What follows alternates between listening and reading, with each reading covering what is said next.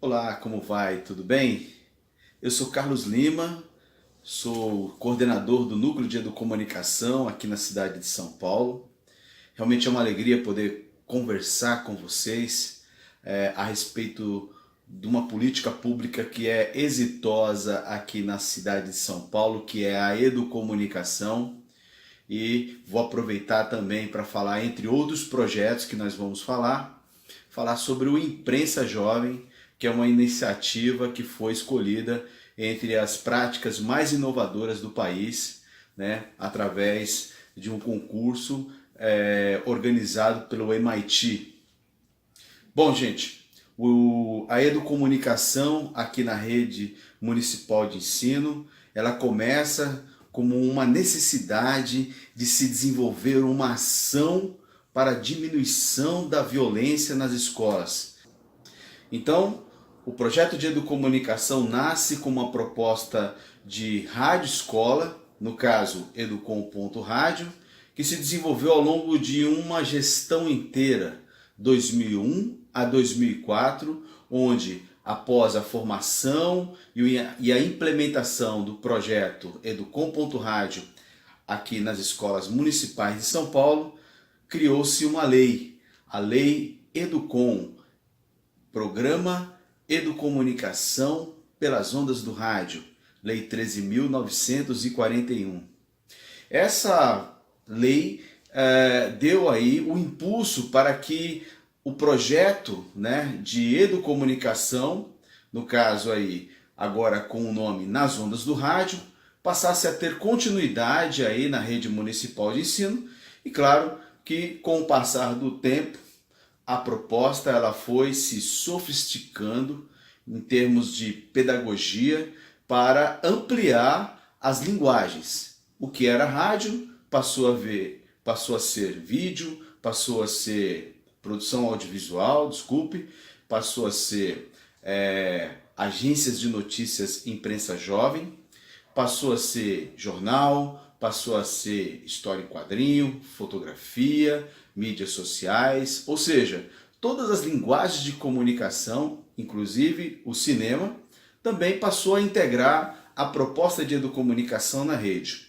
Com isso, a gente ampliou as possibilidades da educomunicação nos fazeres dos professores, tanto fora do horário de aula, em projetos de ampliação da jornada escolar, como também nas aulas, sobretudo nas aulas da educação infantil, por exemplo, que teve, na verdade, um processo bastante interessante de apropriação da educomunicação através das ondas do rádio, né, pelas crianças, que criou a primeira rádio na educação infantil do país, a Rádio Jacaré.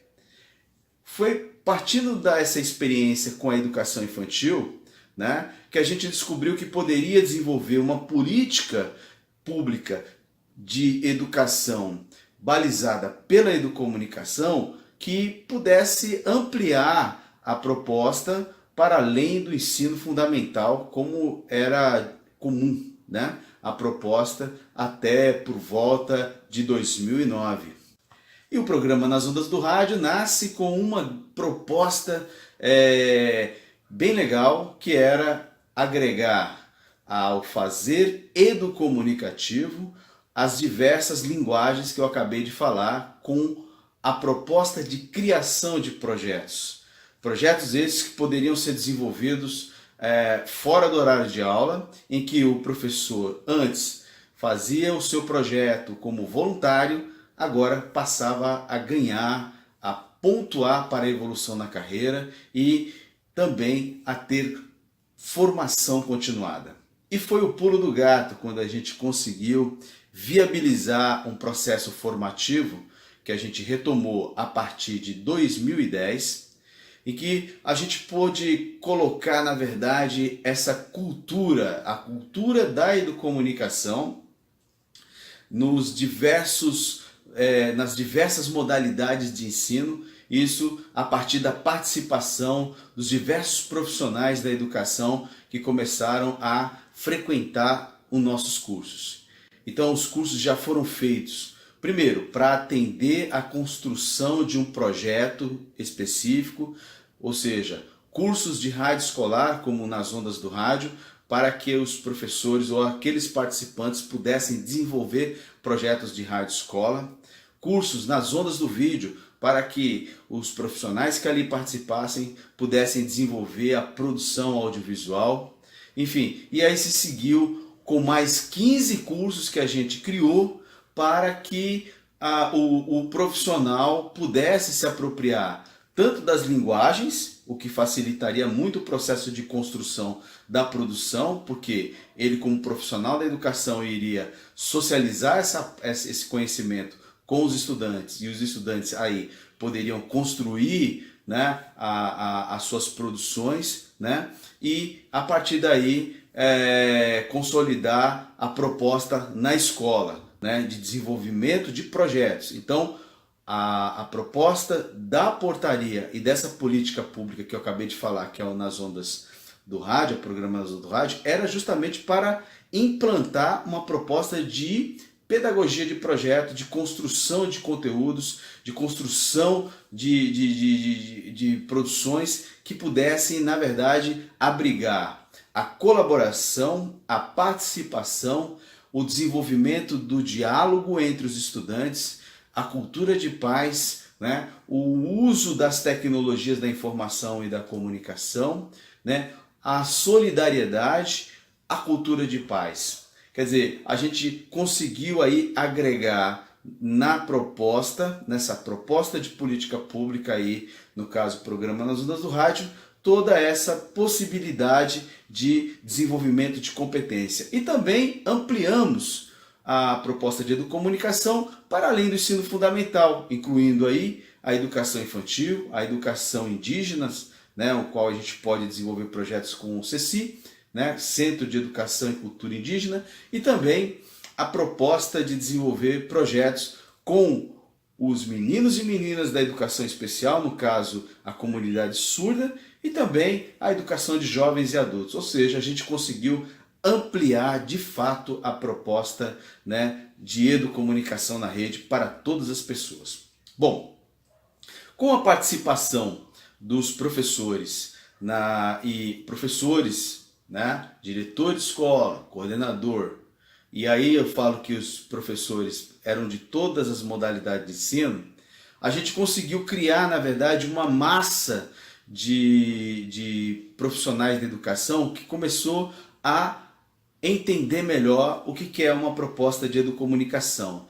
E esse entendimento, né, fez com que essa massa, né, de pessoas pudessem trazer ideias, né, trazer propostas criativas para a gente criar novos projetos. E aí, é claro que a educomunicação foi se propagando com modelos de projetos muito customizados pelo professor, pelo educador que desenvolvia a proposta e, sobretudo, algo muito importante, né, que a gente tem que destacar. Os projetos de educomunicação seguiu a baliz de que os estudantes têm voz. E o fato de o estudante ter voz facilitou muito o entendimento de que o projeto tem que ser construído com a participação, com o DNA do estudante. Bom, a proposta de educomunicação da rede, além de formar os estudantes para desenvolver as competências, né, da leitura e da escrita, tão importante, né, também para a formação dele, também amplia as possibilidades desse aluno de poder se engajar em desenvolvimentos de projetos de intervenção social. A partir de 2016, quando foi criado aí a proposta dos ciclos, né? Ciclo de alfabetização, que é do 1º ao 3º ano, ciclos interdisciplinar, que é do 4º ao 6º ano, e do 7º ao 9º ano, ciclo autoral. Nesse caso, no ciclo autoral, em que o estudante tem que fazer, né, uma ação, um projeto de intervenção social, muitos estudantes acabou desenvolvendo projetos de educomunicação, né? projetos de educomunicação que viabilizou o desenvolvimento das propostas desses estudantes. Bom, chegamos então a um momento crucial de transformação da educomunicação na rede municipal de ensino. E foi em 2016 que a gente saiu da condição de programa, no caso programa nas ondas do rádio, para a condição de setor.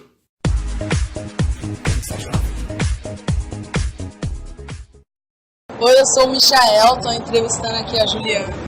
Tudo bem, Michael? Tudo. Eu gostaria de saber como você se tornou maker. Eu comecei a minha carreira, eu trabalhava de garçonete. E aí eu tinha uma situação de vida muito difícil. Eu estudei eletrônica numa escola técnica. E aí eu comecei a me interessar sobre como eu podia desmontar as coisas, fazer as coisas para criar objetos.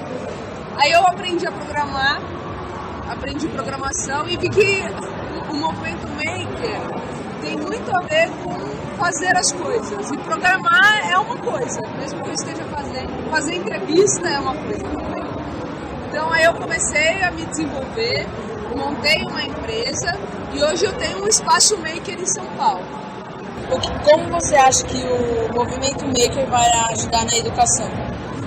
O movimento maker pode ajudar as pessoas a perceberem que elas podem fazer as coisas. Ao invés de você ficar lá na escola, você vai começar a sair para ver as coisas fazendo. Por exemplo, você está fazendo uma entrevista agora.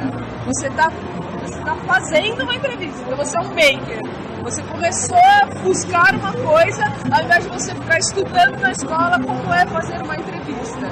Então, quando as pessoas começarem a perceber isso, e o movimento começar a ganhar força, se você quiser aprender a fazer um móvel, ao invés de você ir só lá na escola e aprender e anotar no caderno, você vai lá e vai aprender a fazer um móvel, do jeito que você está aprendendo a fazer uma entrevista. Muito obrigada. Parabéns.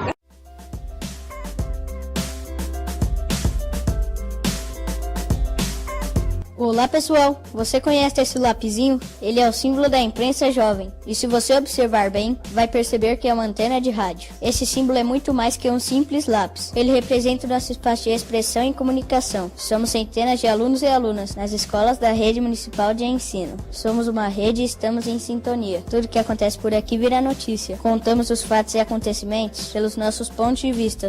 Registramos, editamos, publicamos e compartilhamos. Somos alunos e alunas que produzem notícias. Colabore.